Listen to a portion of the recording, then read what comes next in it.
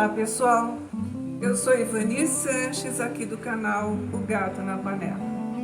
Eu hoje venho contar para vocês que não vou apenas fazer uma receita, mas fui pesquisar a história dela. Eu sempre fui movida à curiosidade, sempre gostei de saber de onde vêm as coisas, como surgiram, quem foi o primeiro, se foi no Brasil, se foram outros países. Eu sou descendente de espanhóis e a minha família traz muitas receitas oriundas daquele país. Porém, eu também gosto bastante da comida brasileira. Viajei um pouquinho, então gosto muito da comida japonesa, da comida europeia de forma geral, mas sempre estou buscando alguma coisa diferente. Por ocasião das festas de fim de ano que a gente passou agora, eu fui fazer um pavê e comecei a pensar de onde que ele surgiu. Quem foi a primeira pessoa que fez? Será que a gente consegue saber quem foi a primeira pessoa que fez? Eu acho que a gente não consegue saber quem foi a primeira. Não se sabe se ele surgiu aí, mas foi a primeira notícia que se tem de que a receita foi escrita e explicada. Eu particularmente sempre fazia o pavê com chocolate, creme de leite, leite condensado, e não me preocupava em saber se eu poderia fazer de outra forma. Mas aqui o Gato na Panela é um canal que se propõe a buscar novas formas de fazer essas comidas por conta dessas receitas tradicionais. Aí eu achei que eu não sou a única, não. Você vai encontrar o pavê feito com cremes de açaí, com cremes de licores, de sucos, enfim, ele foi crescendo muito aí desde 1930, né? Quase 100 anos de pavê. Eu conto um pouquinho da história dele para vocês, nos momentos em que eu estou contando a história, e no final eu vou colocar para vocês as receitas de pavê que eu já fiz. Então esse vídeo é um pouco longo porque ele tem história, ele tem informação. Eu acho que é isso que a gente está precisando. A curiosidade me move e eu passo para vocês as informações que eu obtive. Eu acredito que vocês vão gostar. Então eu tento explicar de uma forma tranquila. Eu sou professora, aliás, eu fui professora durante muitos anos, trabalhei meio século em prol da educação. Fui professora de artes plásticas, de desenho geométrico, fui professora de história da arte e terminei como professora de matemática e nos últimos anos fui diretora de escola. Então a bagagem pedagógica que eu trago é muito grande. Então eu tento fazer jus a essa bagagem pedagógica, passando para vocês de uma forma leve, de uma forma sem cobranças, o que eu consegui apurar das receitas do famoso pavê, que sempre tem alguém que olha para a mesa, olha, atravessa e pergunta assim: é pavê ou para comer? A gente está acostumada com a piada, mas mesmo assim a gente ri bastante. Então vamos lá, gente, eu espero que vocês gostem do vídeo, eu espero que vocês aproveitem, eu espero que seja um trabalho que contribua para o aprimoramento de vocês. Não apenas cozinhando, mas a gente precisa ter informações importantes. Quando a gente tem essas informações, eu acho que é mais tranquilo, é mais gostoso a gente cozinhar, a gente bater um papo na mesa, né? Não é gostoso sentar com os amigos, com os familiares, em uma mesa e conversar sobre aquilo que você está comendo, sobre aquilo que você fez e se está bom, se não é, de onde vem. Eu acho isso importantíssimo. Então vamos lá, no meio do vídeo eu vou parar para explicar algumas coisas para vocês e eu espero que vocês gostem. E se vocês gostarem, não se esqueçam de se inscrever no canal, comentar, compartilhar, dar palpites, a gente está aqui para isso. Vamos lá então, gente?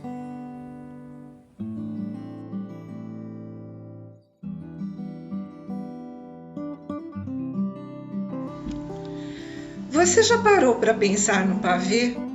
Não para ver, mas para refletir sobre a história daquele doce indispensável nas comilanças de fim de ano? Sempre tem aquele tiozão que olha para a mesa e diz: é pavê ou para comer? O pavê é um doce brasileiro com inspiração francesa. O pavê é feito em camadas de bolachas intercaladas de cremes, amendoins ou frutas, ou seja, pavimentos. Pavê deriva da palavra francesa pavage, que significa pavimento. Os pavimentos são montagens alternadas de concreto e pedras que lembram as camadas de creme e biscoitos da sobremesa. Você sabia disso? O mais comum é encontrarmos receitas feitas com bolachas ou biscoitos, depende da região em que você estiver. Essa bolacha pode ser maisena ou champanhe, mas também são usados pedaços de bolo embebidos em leite, achocolatados, suco ou licores, tanto naturais quanto destilados. Você pode utilizar para fazer as caldas e os cremes do pavê. Ficam uma delícia, tenho certeza que vocês vão gostar.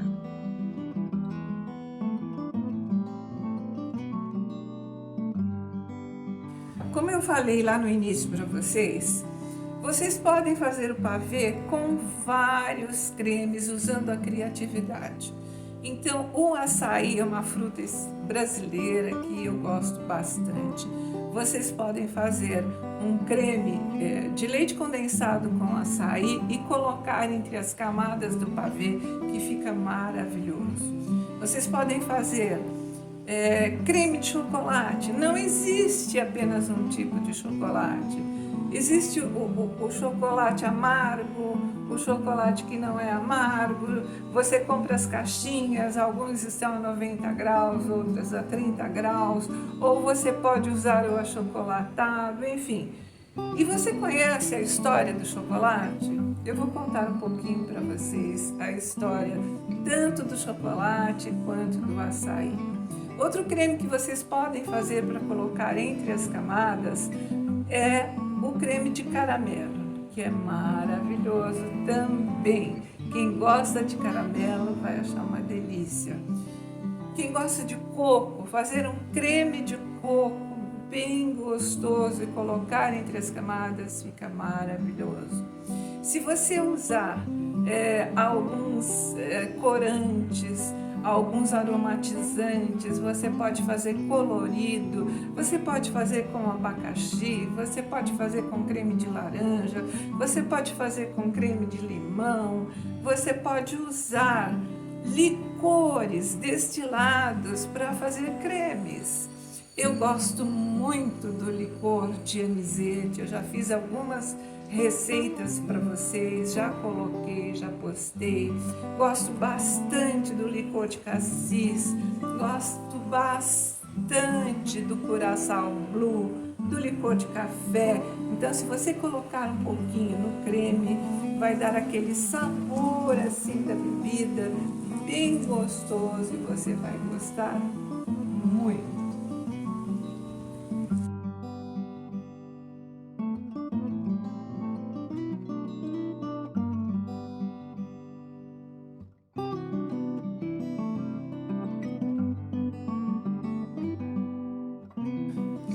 Tá certo, então vou contar a história do açaí para você, mas chama suas irmãs para ouvirem também. Então, o açaí é uma frutinha lá da Amazônia, principalmente no Pará. Há muito, muito tempo, o Pará era habitado por uma tribo indígena. E chegou um certo tempo, começou a faltar alimento para que todo mundo pudesse comer e sobreviver. O que o cacique fez? Ele simplesmente decretou que todas as crianças que nascessem deveriam ser mortas, porque ele achou que essa era a solução. Mas, depois de um certo tempo, a filha do cacique teve uma filha. E por conta do decreto do cacique, que era o pai dela, a menina foi sacrificada. Então, a filha do cacique não se conformava, chorava dia e noite pela filha. A filha do cacique, que se chamava Iaçã, não se conformava com a morte da filhinha. Então ela ficava dentro da oca dela lá, sem sair, rezando e chorando e pedindo para Tupã, que era o deus deles, para que o pai encontrasse uma outra maneira de alimentar o povo e que não precisasse mais sacrificar as crianças como a filhinha dela tinha se sacrificado. Barulho dos vizinhos aqui em cima. Vamos lá. Bem, então um dia Iaçã, que era a filha do cacique, sonhou com a filha e correu para abraçá-la. E a abraçou chorando, a menina linda, até desfalecer. No outro dia, Iaçã foi encontrado abraçado ao tronco de uma palmeira. E essa palmeira, quando olharam para cima, tinha as frutinhas pretinhas. O que o cacique fez? Mandou colher as plantinhas, amassar e fez um licor, segundo a lenda, né? E começou a alimentar a tribo. Então, dali para frente, não foi mais necessário matar as crianças, porque o cacique tinha como alimentar todas as pessoas da tribo. E essa palmeira, essas frutinhas, são o açaí, que ele abundantemente, que ele cresce abundantemente no Pará.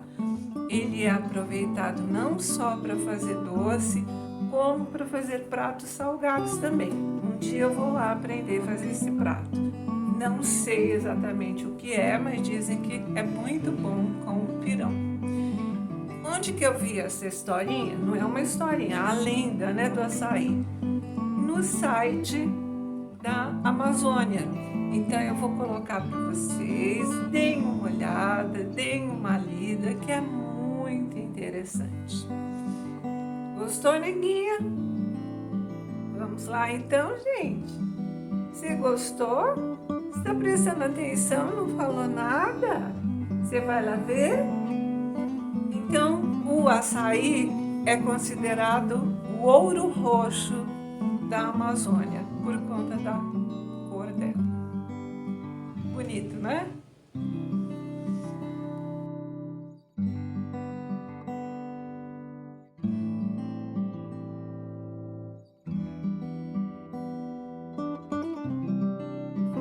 Eu só tinha esquecido de dizer que açaí é o nome trocado da mãe da menininha que morreu, que era filha do cacique.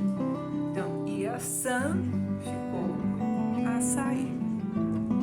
Bonito, né?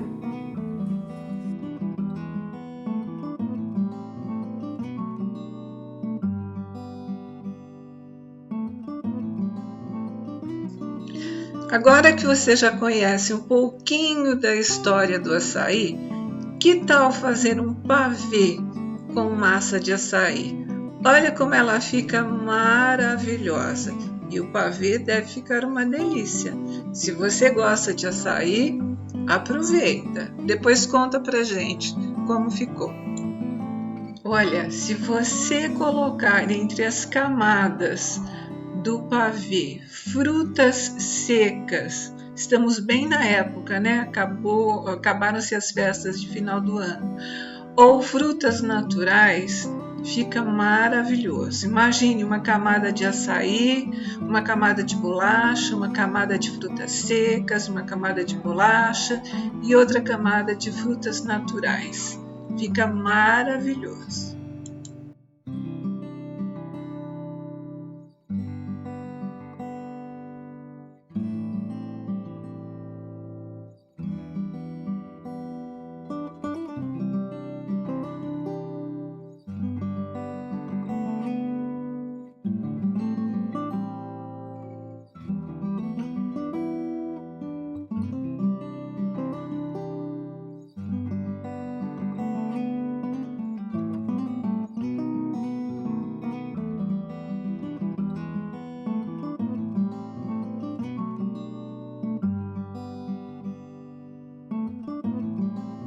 Vamos então ouvir um pouquinho da história do chocolate. Você sabe quando ele surgiu e onde? Então eu vou contar para vocês. Ele surgiu aproximadamente 4.000 anos no México. Bem, o México não se chamava México, naquela época tinha um outro nome.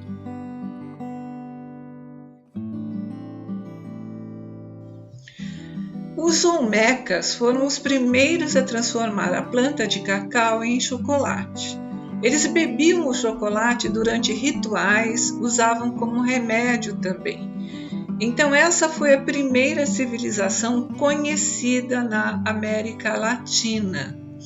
Séculos mais tarde, os maias chamaram o chocolate de bebida dos deuses. Acho que começou a ficar gostoso, né? Então, o chocolate maia era venerado como uma bebida feita para os deuses. Ela era feita de sementes de cacau torradas e moídas, misturadas com pimenta malagueta, alho e milho. Não sei se isso ficava muito gostoso, não. Os maias deitavam essa mistura em um pote para outro, criando uma espessa bebida espumosa, que deram o nome de chocolate, que significava bebida amarga. E no século XV, os astecas usavam os grãos de cacau como moeda de troca. Eles acreditavam que o chocolate era um presente do deus Quetzalcóatl e bebiam-no como uma bebida refrescante, um afrodisíaco, e até mesmo bebiam para se preparar para a guerra. Diz a lenda que o chocolate chegou na Espanha por meio do explorador Hernán Cortés. Isto em 1528. Acredita-se que ele tenha descoberto chocolate durante uma expedição às Américas. Ele buscava ouro e riquezas, mas encontrou uma chávena de cacau oferecida pelo imperador azteca. Aí, quando ele voltou para casa, ele introduziu na Espanha sementes de cacau. E, embora ainda servido como bebida, o chocolate espanhol foi misturado com açúcar e mel para adoçar o seu sabor normalmente amargo. Então, rapidamente, ele se tornou popular entre os ricos e os abastados, e até os monges católicos usavam o chocolate e bebiam para ajudar nas práticas religiosas da Europa. Em 1615, o rei Luís XIII casou-se com Ana da Áustria, que era filha do rei espanhol Filipe III, e para celebrar a união, trouxe amostras de chocolate até a corte francesa. Deve ter sido um sucesso, Seguindo o exemplo francês, rapidamente o chocolate chegou à Grã-Bretanha e casas de chocolate especiais foram abertas. Então, à medida que a tendência se espalhava pela Europa, muitas nações começaram suas próprias plantações de cacau em países ao longo do Equador. Os espanhóis mantiveram o chocolate em segredo durante muito tempo. Quase um século depois é que chegou à França e ao resto. Então, logo o chocolate chegou à Grã-Bretanha, foram construídas casas de consumo e também se começou a cultivar o cacau em terras europeias. Então houve assim uma revolução do cacau. Bom, já em 1828, a invenção da máquina de prensar revolucionou a produção de chocolate. Então era um dispositivo inovador que exprimia a manteiga de cacau dos grãos torrados, deixando um pó fino de cacau. Então esse pó foi misturado a líquidos e colocados em moldes onde foi solidificado como uma barra. E assim nasceu a moderna chocolateria, né? As barras de chocolate semelhantes àquelas que nós conhecemos hoje.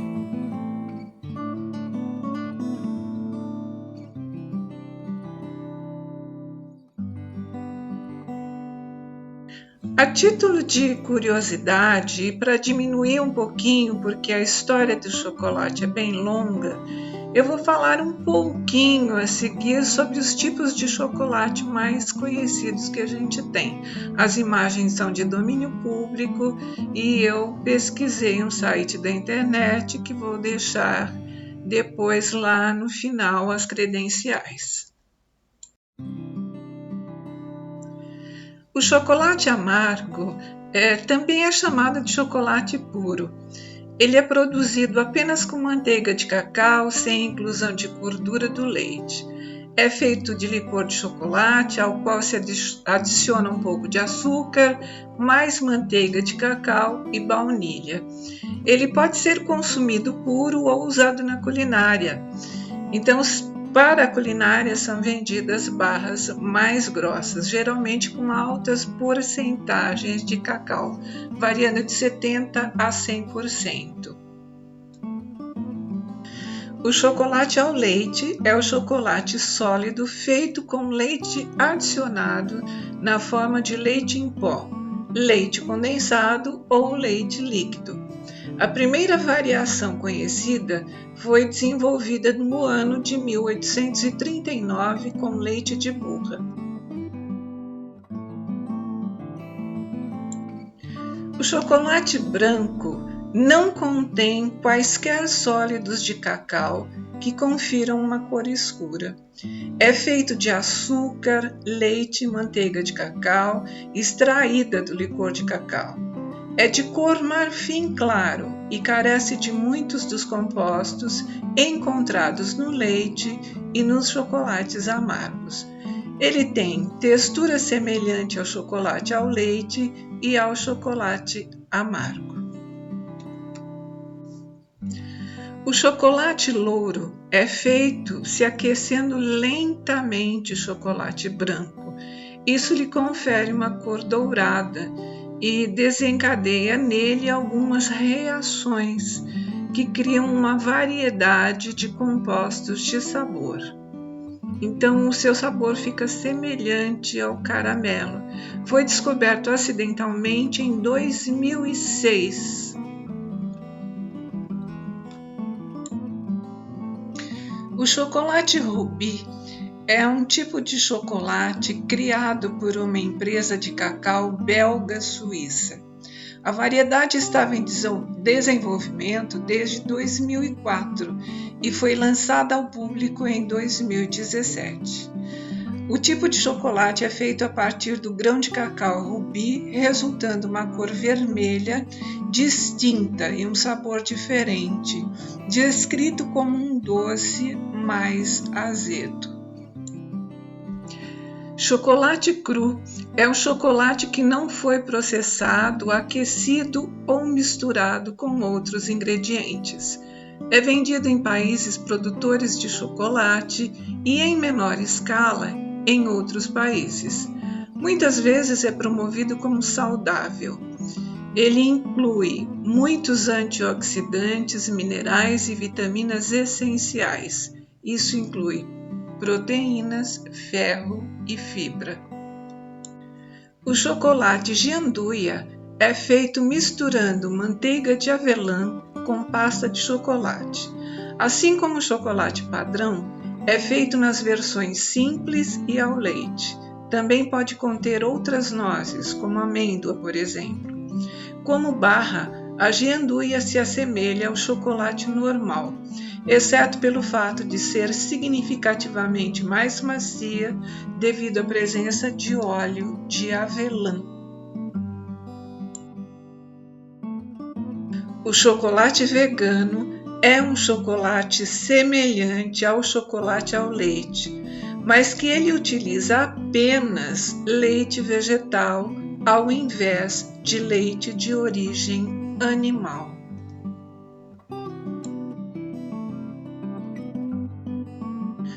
O chocolate orgânico é o chocolate certificado como orgânico, o que geralmente significa que não há fertilizantes químicos ou pesticidas usados no cultivo dos grãos de cacau que produzem o chocolate.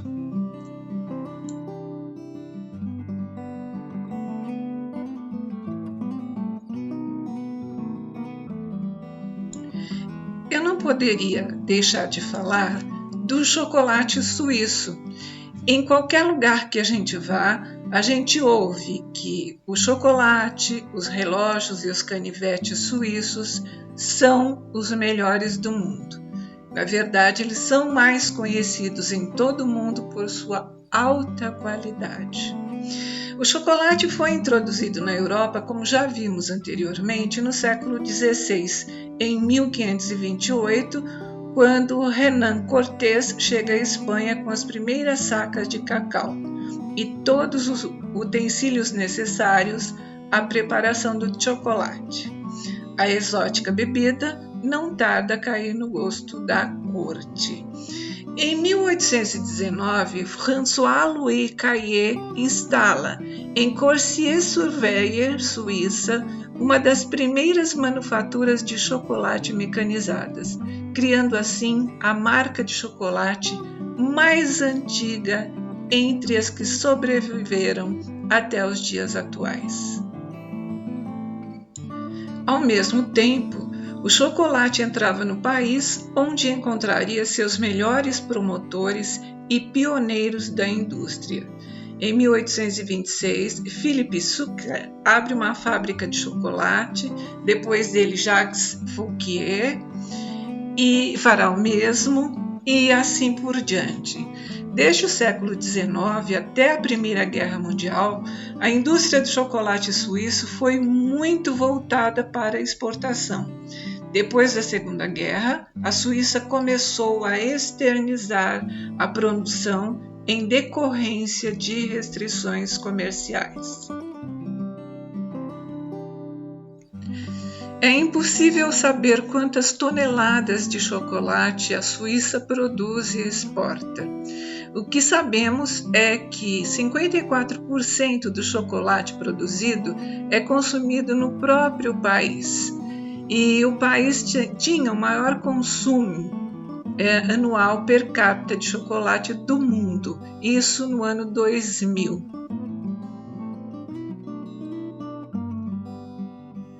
Eu fui pesquisar para ver quais são os melhores chocolates da Suíça. Encontrei uma lista dos 10 melhores, mas nem me atrevo a pronunciar. Com exceção do Toblerone, ovo maltine, etc., o resto não dá para falar. E preciso ainda falar do chocolate belga. Ele Eles costumam ter pelo menos 35% sólidos de cacau na sua composição. Não tem adição de gorduras vegetais nem aromatizantes. Por serem basicamente feitos de cacau, acabam tendo menos leite e açúcar.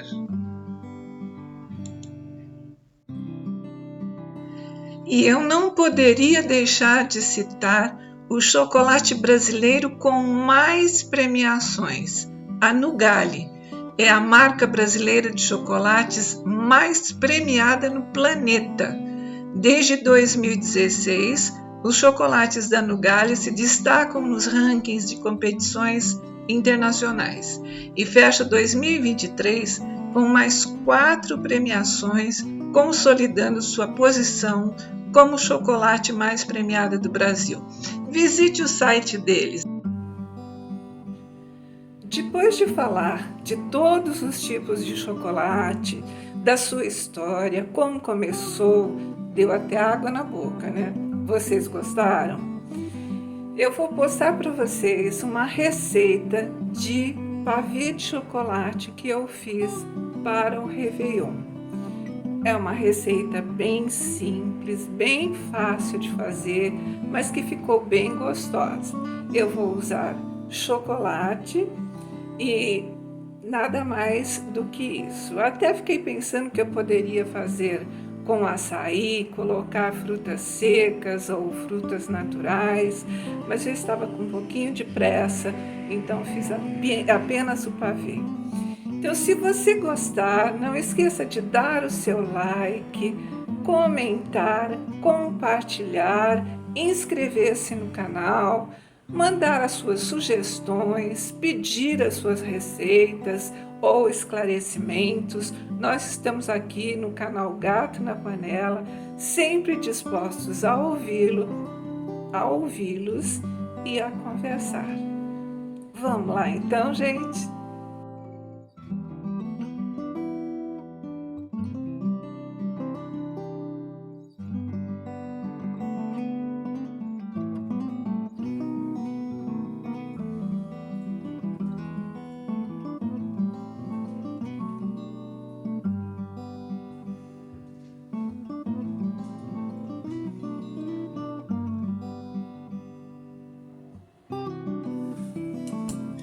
Primeiro abrir a latinha de creme de leite. Se você preferir, pode usar 2 pacotinhos, porque nós temos numa latinha 395 gramas de creme de leite.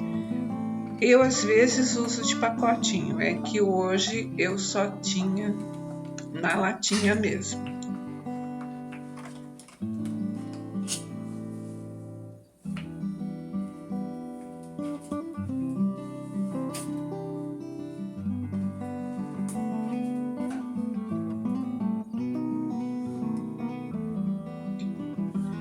Levei o creme de leite ao fogo em uma panela. Eu sempre uso uma panela antiaderente. Eu coloquei inteiro, não me preocupei em tirar o soro, não é necessário.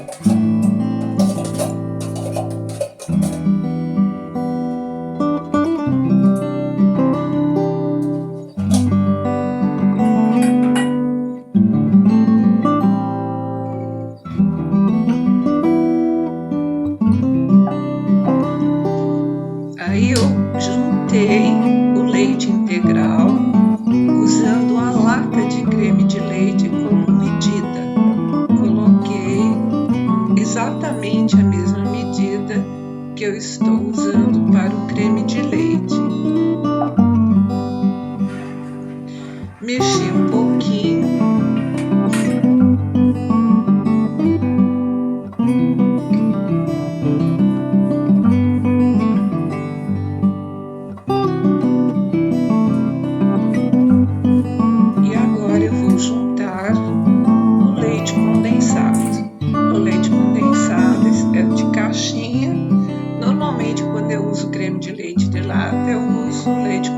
De caixinha, mas hoje eu tinha um de cada, não tem problema. Juntei na panela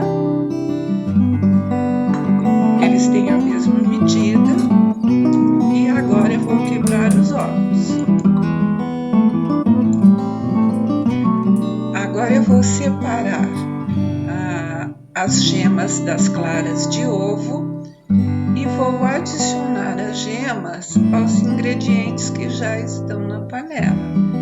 Percebam que eu não liguei o fogo ainda. Eu só coloquei o creme de leite, o leite condensado, o leite integral, juntei todos os ingredientes, mas ainda não liguei o fogo. Porque se eu ligar o fogo e colocar as gemas com os ingredientes quentes, é capaz da gema cozinhar e aí dá errado o nosso creme.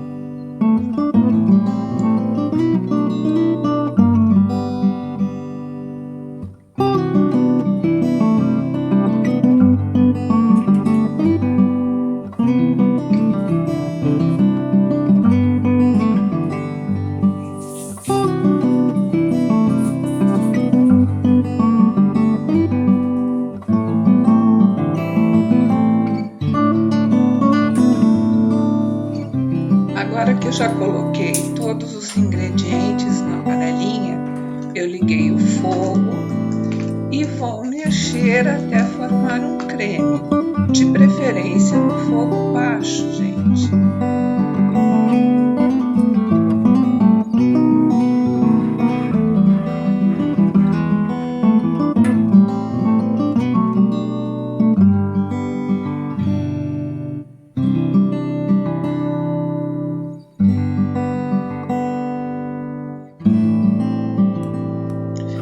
Quando o creme ficou pronto, bem homogêneo, eu separei em duas partes.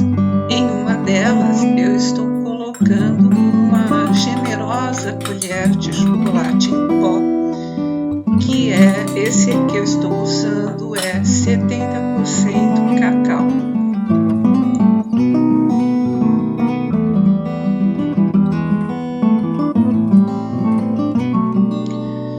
Mexi bem para misturar e quando estiver bom, eu vou desligar o fogo e reservar.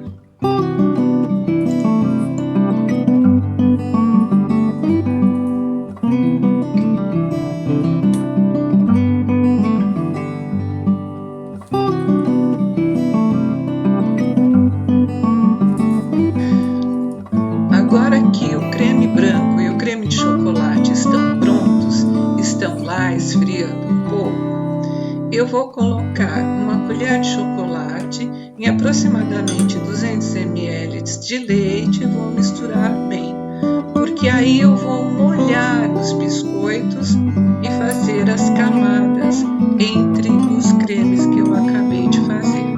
Tem gente que não gosta de molhar, eu gosto porque fica bem cremosinho, bem gostoso.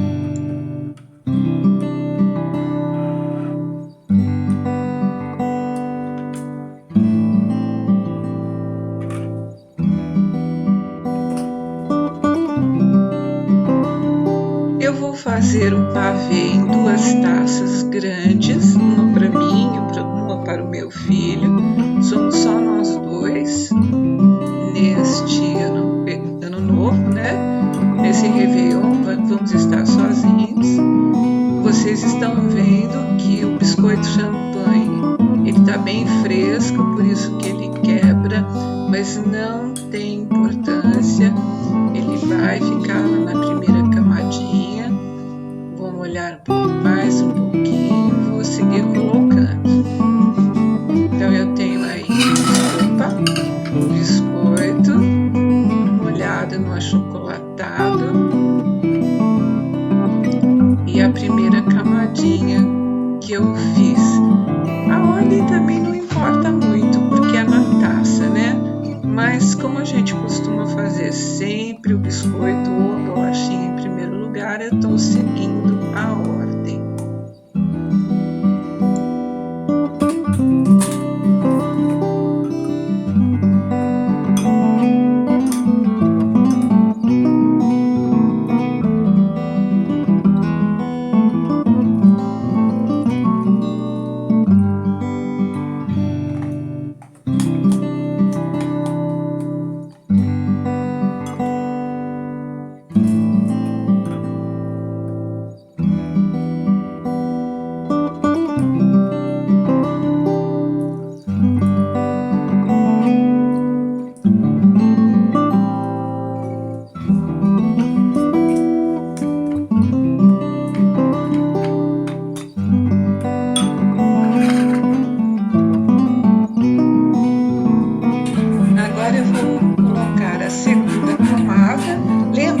pavimentos.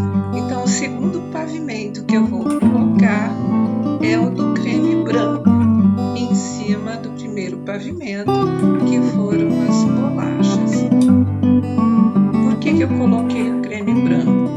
Porque foi a primeira ideia que me veio. Você pode colocar o achocolatado também, a ordem aí não vai influenciar muito. Mas como a bolacha ficou meio escurinha lá embaixo, eu acho que ficou mais bonitinho colocar o creme branco. E aí eu torno a colocar mais uma camadinha de biscoito ou bolacha, né? Aqui em São Paulo a gente costuma falar bolacha. No Rio de Janeiro eu sei que é biscoito, eu não sei de onde você está me vendo, mas não importa como você vai falar, não importa o que você está fazendo. Então olha aí, colocando bem devagarinho, com cuidado, com carinho. Olha, gente, cozinhar requer paciência e requer carinho, viu? Não adianta você fazer a comida correndo, a comida de mau humor, que ela não fica gostosa. Precisa ter um pouquinho de dedicação.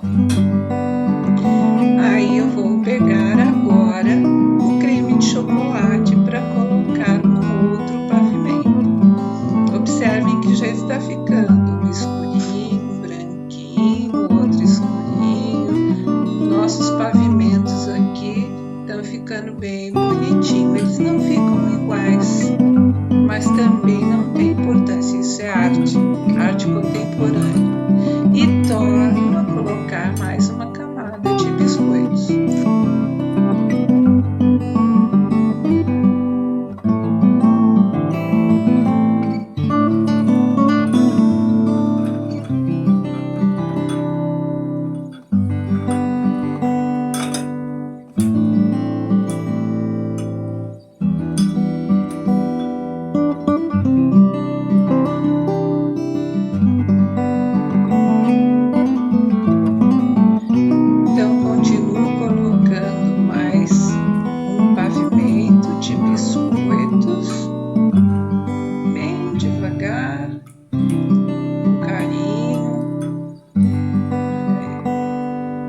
Agora já está ficando mais acima da taça, dá para colocar pelo menos metade dos biscoitos, né? Porque o diâmetro não é muito grande, não dá para colocar o biscoito inteiro. Mas eu acho que isso não tem a menor importância, vai ficar colorido, né? As cores aí, pastel e chocolate. Gente, uma coisa que me deixa nervosa é quando eu ouço dizer cores pastéis. Gente, pastéis são de feira, viu? Cores pastel é o certo.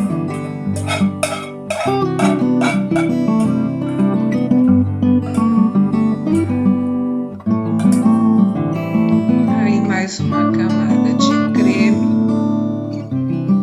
Já está chegando quase em cima da borda das taças.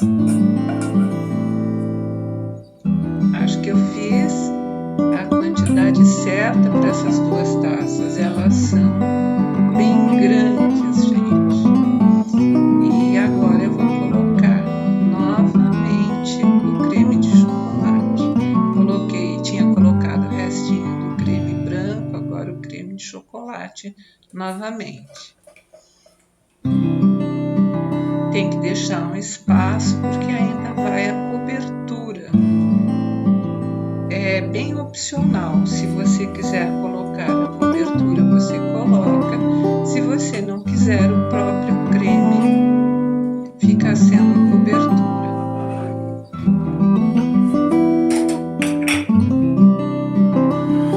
Fiz uma pequena lambança aí, deixando cair gotas de leite, de creme. Gente, não tem como você cozinhar sem cair alguma coisa. Então, por isso que dei uma limpadinha, fica tudo certo no final.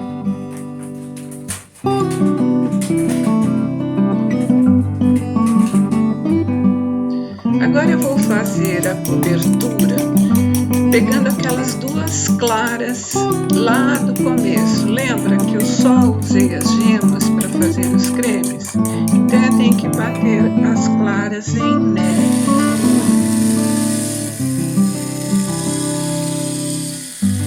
Aqui eu estou usando esse batedor pequenininho para ver se acelera as claras em neve, mas eu acho que não vai dar muito certo não, porque ele é muito vagaroso.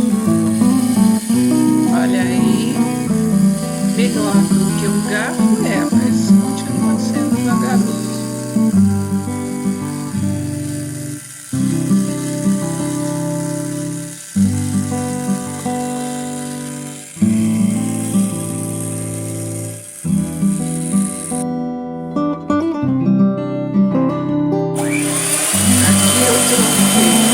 Pela batedeira, vocês podem ver que está ficando mais neve mais rapidamente.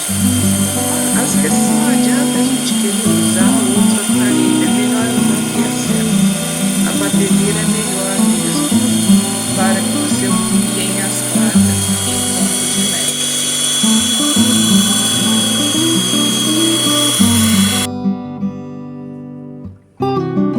Agora que as claras já estão em ponto de neve, eu vou acrescentar uma caixinha de creme de leite. Essa caixinha tem 200 gramas, estou tomando cuidado para não colocar o soro. E vou mexer bem.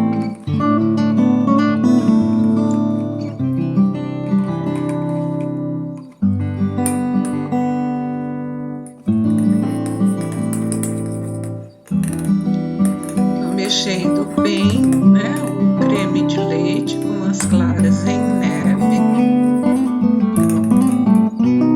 e vou acrescentar o açúcar. São 2 colheres de sopa de açúcar. Eu não gosto de doce que fique muito doce, muito enjoativo. E aí eu vou bater novamente usando a batedeira.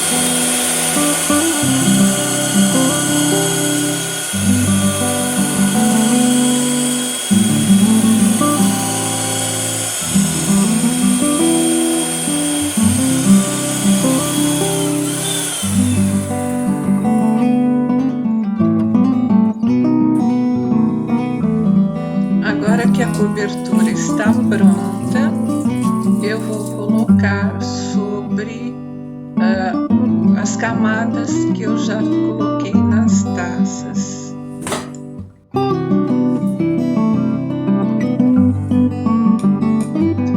Vou usar a colher mesmo.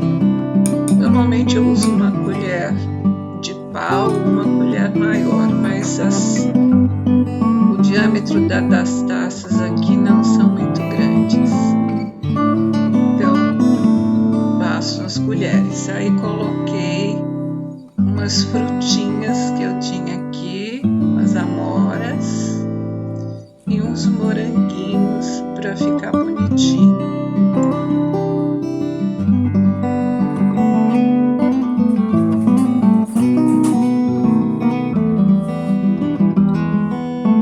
Aí nós temos a vista de cima e lateral das taças. Ficou bonitinho, né, gente? Deixa eu ver se ficou gostoso.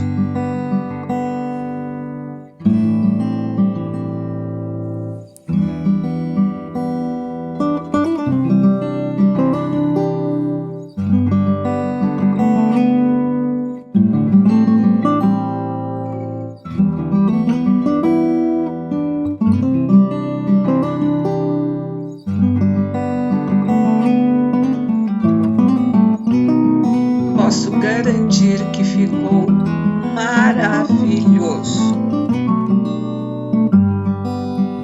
Eu vou aproveitar esse tempinho com vocês e responder algumas perguntas que os meus leitores fazem. Primeira delas, desde quando você é cozinheira? Essa pergunta me foi formulada pela Ana Maria. Ana Maria, eu não sou cozinheira. Eu gosto de cozinhar. Eu gosto de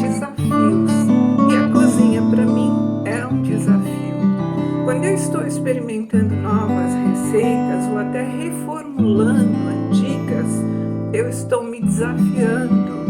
E nestes momentos em que eu estou cozinhando, que eu estou criando, eu estou num momento de muita paz, de muita tranquilidade. Então, nesses momentos, são momentos que eu fico pensando o que eu vou escrever no meu próximo livro ou o que seria interessante no próximo capítulo. Então, dizer que eu sou cozinheira ou chefe é muito, viu, Ana Maria? Não sou mesmo.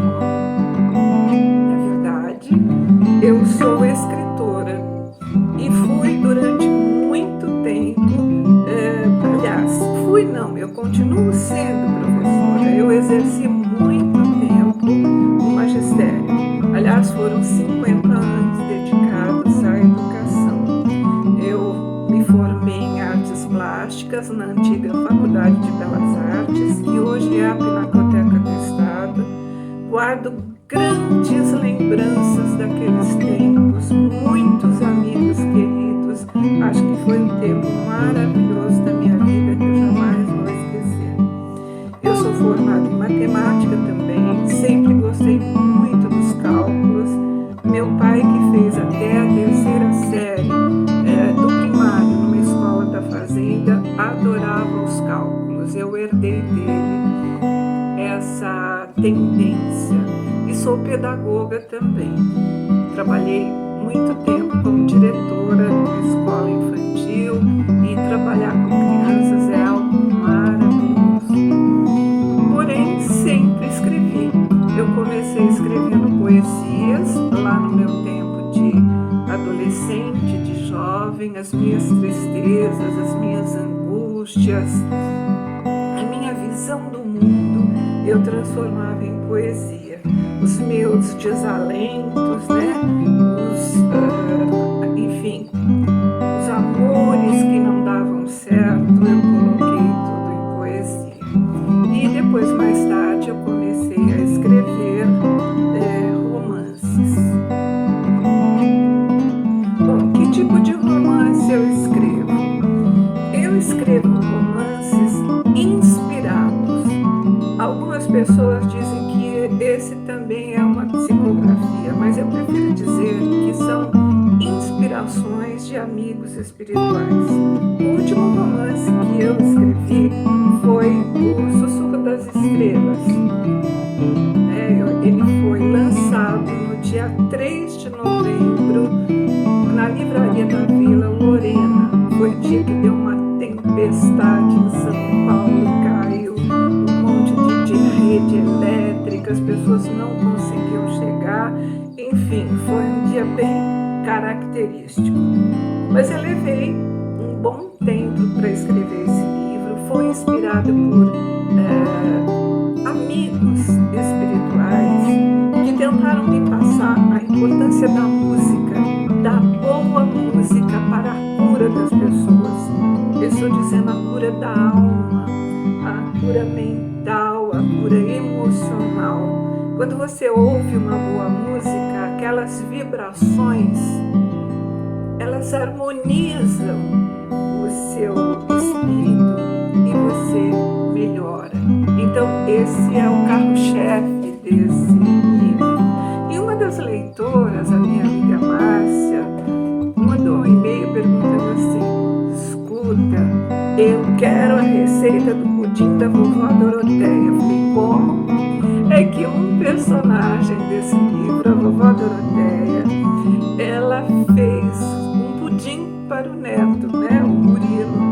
E eu confesso para vocês que quando eu escrevi esse trecho do livro, eu conseguia ver a Doroteia fazendo a calda do pudim, mexendo os ingredientes, colocando no forno. Eu senti o cheiro desse pudim, mas eu não tenho a receita.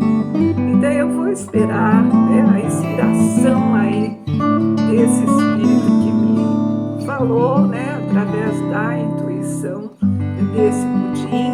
E se eu conseguir receber essa inspiração, eu prometo que eu faço e passo a receita para vocês. Deve ter ficado realmente maravilhoso. Aquilo que eu via, né? Aquilo que eu sentia, né? Aquele cheiro que eu sentia é de uma coisa muito gostosa, o manjar dos deuses mesmo. Então eu prometo que eu vou ficar atenta. Quem sabe eu consiga captar aí do alto essa receita.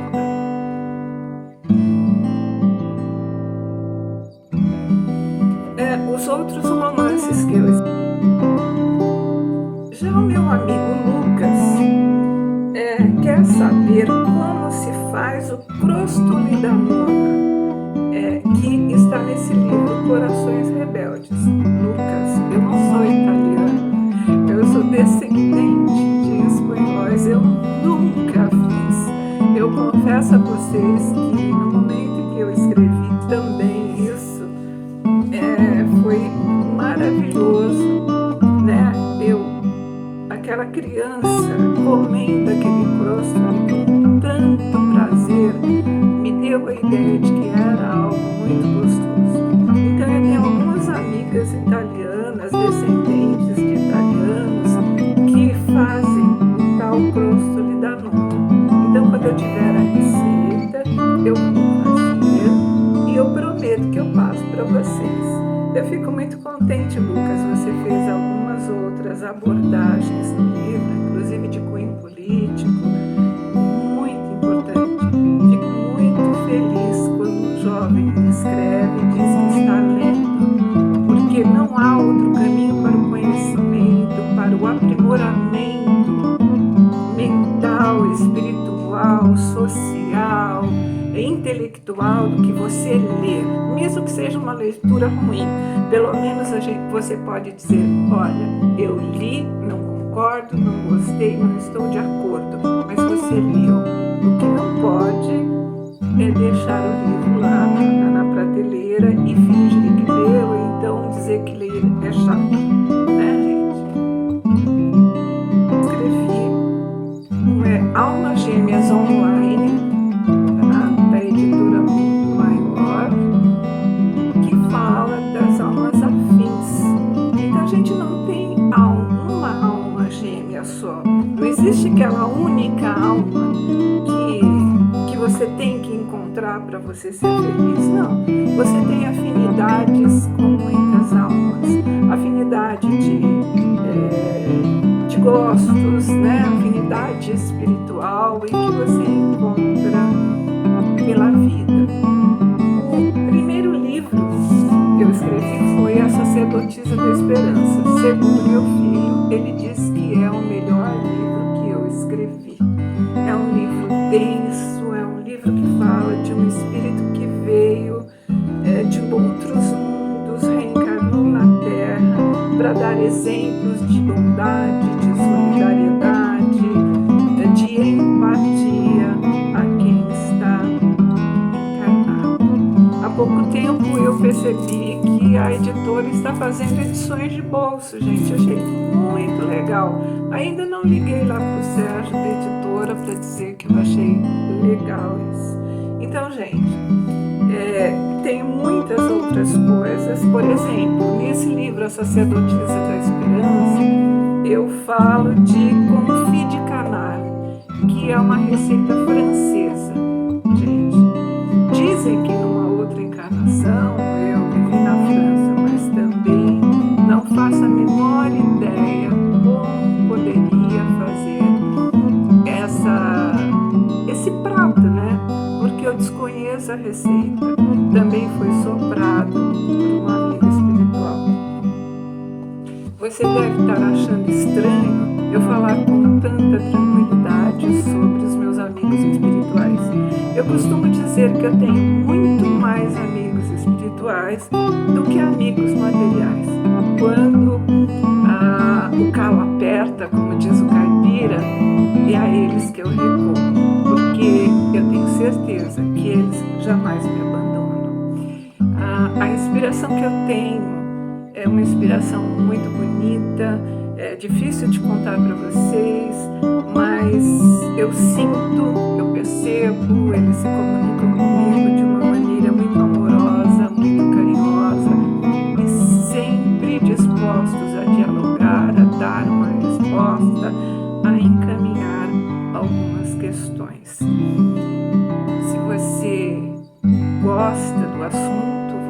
pode ler os meus livros, estão aí nas plataformas da internet. O meu último livro está na Amazon e você pode ler tanto no papel quanto na plataforma, porque ele está em e-book também. Se você tem uma dúvida, se você tem algum comentário a fazer, mande um e-mail para mim, mande um recado pelo WhatsApp ou pela plataforma do Gato na Panela, que eu terei prazer em responder. Até uma próxima vez, eu espero que vocês gostem. Eu sou Ivania Sanches, escritora, e aqui no canal Gato na Panela. Namastê.